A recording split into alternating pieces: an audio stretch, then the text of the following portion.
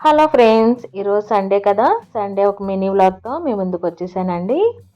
నేనైతే మార్నింగ్ అయితే 6 o'clockకి లేచిన తర్వాత ఇలా గుమ్మం ముందు అయితే ముగ్గు వేసేసుకొని ఇలా దేవుడికి అయితే పూలు కోసుకోవడానికి కిందకి వెళ్తున్నానండి. ఇలా పూలు కోసుకున్న తర్వాత దేవుడిపై అయితే ఇలా అన్ని పూలు అయితే దేవుడికి పెట్టేసుకున్నాను. ఇలా పెట్టుకొని దీపారాధన అయితే చేసుకున్నానండి.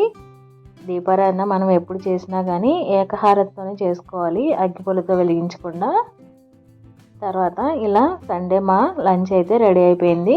కొంచెం అన్నం, తర్వాత ఇది చికెన్ ఎగ్ ఫ్రై అండి ఇది.